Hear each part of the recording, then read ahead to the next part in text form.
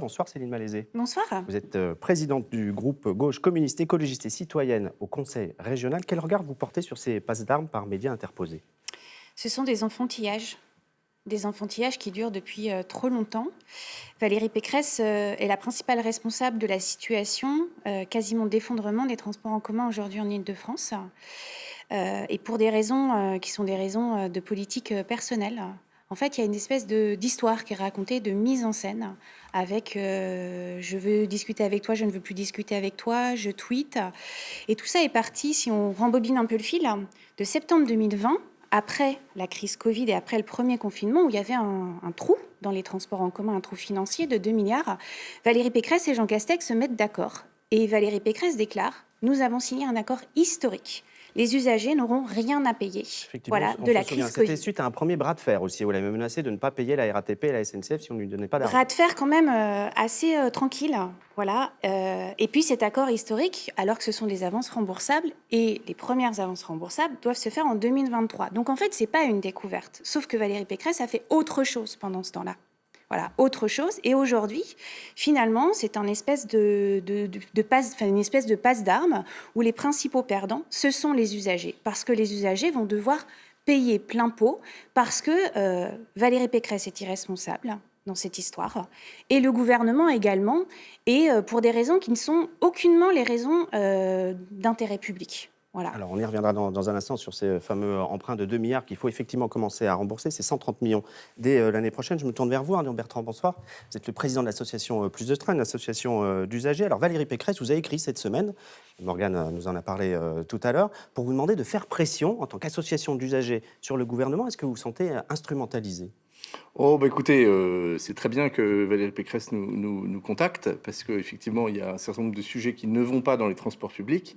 Il y a ce risque très fort sur les tarifs, et il y a aussi l'offre qui s'est beaucoup dégradée, hein. L'un des problèmes pour nous, associations d'usagers, c'est qu'on n'a pas connu depuis des années une situation aussi dégradée. On peut attendre un bus jusqu'à 1 heure, les métros sont pleins, les RER ont toujours autant d'aléas. Et c'est dans ce contexte-là qu'on nous dit, ben en fait, il va se passer un pass Navigo qui va monter, mais alors de façon extrêmement abrupte, hein, parce que une hausse de 2-3 euros, peut-être 4 euros serait tout à fait audible. Enfin, je veux dire, Ça aurait été acceptable. Mais Ben là, oui. 15 euros, 15 euros, en fait, le problème, c'est quoi? C'est que c'est beaucoup trop fort pour chacun. Ça fait quand même 180 euros par an, même si une partie est prise par l'entreprise. C'est quand même loin d'être réduit et acceptable pour les gens dans un contexte où tout augmente. Et par ailleurs, ça va faire qu'il y a moins de gens qui vont prendre les transports publics. Alors, quel est l'intérêt de faire qu'ils soient moins attractifs par ailleurs, au-delà d'une situation dégradée par des tarifs? Et puis, moi, je ne comprends pas qu'on ait un message de long terme de transition écologique et de dire aux gens, laissez votre voiture au garage, prenez le vélo, pourquoi pas, prenez aussi les transports publics, et que dans ce contexte-là, eh ben, ce soit une augmentation de 20%, comme on l'a jamais vu. C'est 20% sur le pass Navigo, et c'est 20% sur à peu près tous les autres tarifs, hein, donc il n'y aura pas d'échappatoire. On va en reparler dans un instant. Je me tourne vers votre voisin, Daniel Weisman. Bonsoir. Bonsoir. Vous êtes le président du MEDEF Île-de-France. Alors vos oreilles ont dû pas mal siffler ces derniers jours, parce que s'il y a cette querelle entre le gouvernement et Valérie Pécresse, c'est notamment par rapport à la hausse du versement mobilité. Alors qu'est-ce que le versement mobilité? C'est la taxe que vous, entreprise, payez sur les salaires et qui sert à financer nos transports publics. Et Valérie Pécresse demande une hausse, un déplafonnement de votre versement, ce que vous refusez, et le gouvernement vous a donné raison. Effectivement, je voudrais rappeler à tout le monde que les entreprises en Île-de-France financent 60% du... Alors 52%. Hein. Alors, 43% directement et 9% avec le remboursement. On des atteindra les passes Navigo. 60% très rapidement pour une raison qui est très simple, c'est que le versement mobilité est indexé sur la masse salariale des entreprises et sur 3 ans, on estime, nous, que plus de 600 millions d'euros vont augmenter la masse salariale, le versement mobilité grâce à l'augmentation de la masse salariale. La masse salariale en 2021 a augmenté de 11%, et donc forcément, ça C'est aussi parce qu'il y a une augmentation de la masse salariale des agents de la RATP et de la SNCF qu'il faut plus d'argent pour financer nos transports. C'est pas tout à fait ça, puisque là, on parle de toutes les entreprises et pas simplement de la RATP ou de la SNCF. Mais ces 600 millions d'augmentation mécanique du versement mobilité vont y contribuer. Je tiens aussi à rappeler que ce versement mobilité, qui à l'origine était conçu pour les infrastructures et le développement du réseau, a depuis une quinzaine d'années migré vers du fonctionnement. Je voudrais simplement vous rappeler quelques chiffres. En 2008, la part des usagers dans le budget, enfin des recettes usagers, pardon, et celle des entreprises était à peu près au même niveau quand aujourd'hui les entreprises... Aujourd'hui, c'est plus le cas du tout. On a un graphique d'ailleurs, Plus du c'est tout. 52% pour les entreprises, 29% pour les Exactement. usagers, le reste pour les collectivités. Céline Malézé, je me tourne vers vous. Peut-être que pour une fois, vous êtes d'accord avec Valérie Pécresse, puisque c'est elle qui demande cette hausse du versement mobilité que vous réclamez à corps et à cri depuis plusieurs années pour tenter d'équilibrer les déficits, le budget d'Île-de-France Mobilité. Non, depuis que Valérie Pécresse est à la tête de la région, depuis 2016, elle balaye quand même, elle met sur le côté de la table des nouvelles recettes, une demande de Oui, nouvelles mais là, recettes. dernièrement, elle vous a Et dit... là, oui. dernièrement, elle s'est réveillée. Alors, elle s'est réveillée d'une façon particulière parce qu'elle s'est réveillée tardivement déjà, et puis elle s'est réveillée petitement. Et puis, le MEDEF a grogné un petit peu en disant pas touche au versement mobilité, à la hausse du versement mobilité. Alors, c'est vrai, c'est une recette dynamique et c'est bien. C'est plutôt bon signe que ce soit une recette dynamique et que ce soit une recette qui participe à ce réseau de transport en commun parce que ça véhicule les salariés sur leur lieu de travail et finalement, ça crée de la croissance économique aussi. Elle s'est réveillée tardivement, le MEDEF a un petit peu grogné, et puis la hausse du versement mobilité qu'elle a tenté de demander via un amendement LR au Sénat qui a été rejeté, était une hausse qui était... Il n'a même pas été voté d'ailleurs par les propres sénateurs LR. Exactement. Et ça aussi, c'est un règlement de compte politique, voilà. Et c'était en deçà de ce qu'il faut. Voilà, c'était trop tard, c'était en deçà, et c'était fait de manière à ce que ça ne passe pas. Voilà. Mais Daniel Weisman, vous n'êtes pas prêt du tout à augmenter votre contribution parce qu'on l'a vu tout à l'heure dans le résumé qui nous a été fait, les collectivités ont donné plus, les usagers d'une manière ou d'une autre vont donner plus, le troisième financeur c'est vous, pourquoi vous ne donneriez pas plus ? Nous donnons plus grâce à l'augmentation du versement mobilité qui mécaniquement a augmenté. Et je tiens à rappeler à tout le monde aussi que si le pass Navigo augmente, et vous l'avez justement précisé, 50% incombera aux entreprises. Je voudrais aussi dire quelque chose, c'est que... Pour ceux qui se font rembourser, ce n'est pas une majorité des gens. Mais pour beaucoup quand même, puisque ça représente quand même une somme non négligeable pour les entreprises en Ile-de-France, qu'on est proche du milliard quand même. Et ce que je voudrais aussi dire, c'est que ce financement des entreprises a été déplafonné à hauteur de est passé de 50 à 75%. Donc les entreprises aujourd'hui ont la possibilité de rembourser 75% du pass Navigo. Et nous, MEDEF, allons œuvrer pour inciter les entreprises d'Île-de-France à aller dans ce sens-là, parce que ça sera notre Mais vous ne voulez pas changer le taux du versement mobilitaire. Arnaud Bertrand, vous vouliez Moi, je voudrais réagir? vous proposer de prendre l'exemple de la ville de Lyon, qui est finalement la deuxième ville de France, qui a aussi un réseau de transport bien sûr beaucoup plus petit que l'Île-de-France, à peu près 10 fois plus petit, qui coûte à peu près 10 fois moins cher, mais qui finalement, quand on regarde dans le détail, a la même contribution des entreprises, des usagers et des collectivités. À Lyon, cet été, et là encore récemment, tout le monde s'est mis d'accord pour augmenter, alors d'à peu près 5% la contribution de chacun. Le plan de Valérie Pécresse, il signifie que chacun augmenterait de 7 à 8%. 7,5%. Si tout le monde met 7,5% en plus de sa poche, on arrive à trouver les 600 millions qui manquent. Et donc, c'est un petit peu plus élevé que ce qui s'est passé à Lyon, mais c'est le cas pour les collectivités, pour les usagers et pour les entreprises. Pourquoi est-ce que ce qui a été possible à Lyon de façon concertée ne serait pas possible en Île-de-France, au bénéfice de tous, des lignes de transport avec des moyens bien entretenus? C'est dans l'intérêt, bien sûr, de celui qui les utilise tous les jours, c'est aussi dans l'intérêt des entreprises. Alors, les enjeux ne sont pas forcément les mêmes financiers, mais en Ile-de-France, on est déjà au maximum de ce que peuvent verser, d'après la loi, les entreprises. C'est 2,95, c'est le taux sur vos salaires. À Lyon, ils étaient un petit peu en dessous. Vous souhaitez qu'on aille au-dessus? Qu'on aille au-dessus, mais de manière... Mais qui va voter ça? De manière zonée. Il ne reste plus que le 49.3 si jamais le gouvernement change d'avis et met ce changement législatif dans la loi. Tout est dans les mains du gouvernement dorénavant, puisque le Sénat a rejeté. Donc, à la deuxième lecture, si ça honte, c'est par le biais du gouvernement. Mais c'est une hausse qui est en plus une hausse limitée à certaines zones. C'est-à-dire où les entreprises ont un chiffre d'affaires le plus élevé. Paris, et puis une partie des Hauts-de-Seine. C'est-à-dire que l'objectif n'est pas de casser la croissance économique, au contraire. L'objectif est de faire participer de la manière la plus équitable possible et de ne pas finalement se protéger derrière des égoïsmes, parce que chacun doit participer au fonctionnement de ces transports en commun. C'est ça qu'il faut comprendre, c'est vraiment zoné. Il y a un vrai besoin, enfin, il y a un vrai risque. Le budget, c'est 10 milliards d'euros. Là, il nous manque 950 millions d'euros cette année, dont on en a trouvé une petite partie. On parlera de l'avenir, ça va être sans doute encore pire. S'il n'y a plus de transport qui marche, il n'y a plus d'économie possible. Ça, c'est le scénario de catastrophe. Je voudrais aussi rappeler à tout le monde que les usagers des transports en Ile-de-France ne sont pas que des salariés. Il y a des touristes, il y a des jeunes, des enfants. Et à ce titre, avec le pourcentage que représente le financement de Île-de-France Mobilité que payent les entreprises, nous estimons aujourd'hui qu'on a atteint un niveau très élevé déjà, et qu'aller au-delà serait prendre une part qui ne serait pas la nôtre, en fait, tout simplement. C'est un peu plus de 6 milliards d'euros par an. Alors, vous parlez effectivement des touristes. Il faut peut-être rappeler Arnaud Bertrand. On parle beaucoup du pass Navigo qui pourrait prendre 20%, mais tous les tarifs sont concernés.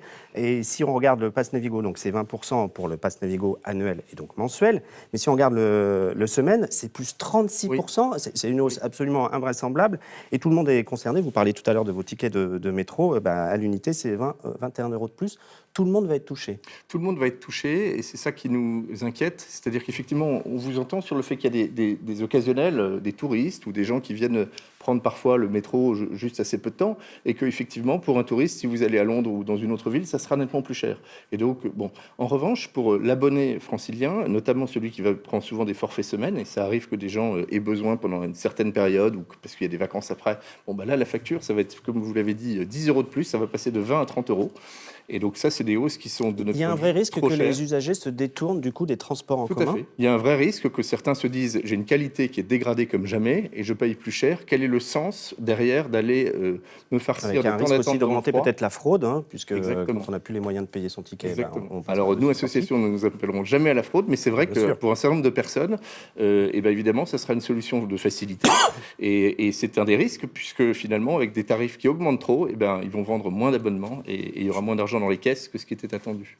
Je voudrais aussi rajouter quelque chose qui me semble important, c'est que le pass Navigo en Île-de-France, et si on prend les capitales européennes, est de très très loin le moins cher pour l'usager. Alors ça, c'est une réalité, ça fait partie des tarifs les moins chers, effectivement. Et de beaucoup, puisque si je voudrais c'est un mode de financement qui est très atypique aussi. Oui, mais la réalité, c'est qu'un usager à Madrid paye 130 euros par mois, un usager à Berlin paye 190 euros, et un usager à Londres paye presque 300 euros.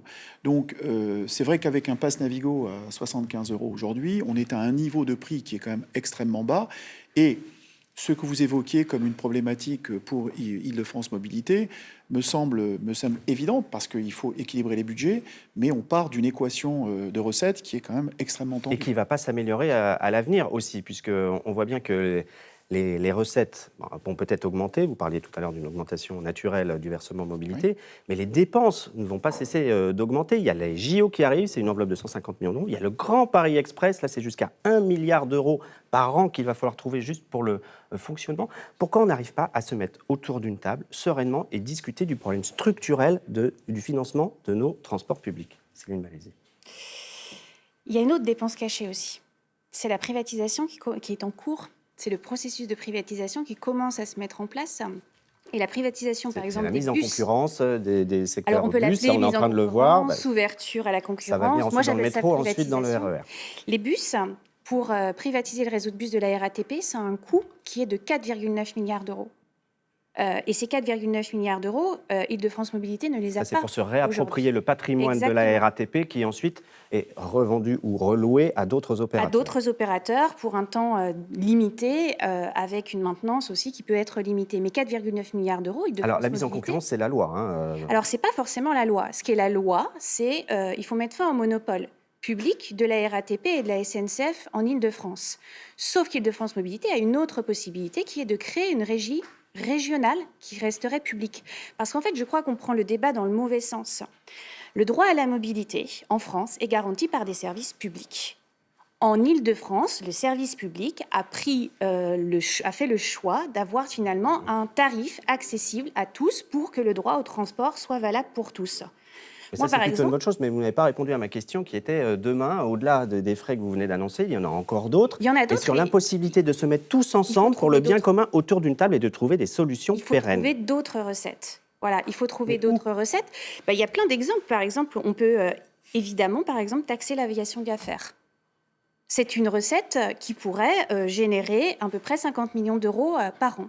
Après, on pourrait également taxer, puisqu'on parle du tourisme, on pourrait taxer les hôtels 5 étoiles et les palaces, ce qui pourrait dégager en fonction de la taxe à peu près 80 millions aussi d'euros par an. C'est quoi vos solutions, vous, du côté du MEDEF? Parce qu'on voit bien que les besoins sont criants. Donc d'une manière ou d'une autre, si on ne change rien, c'est vous qui allez aussi payer la facture.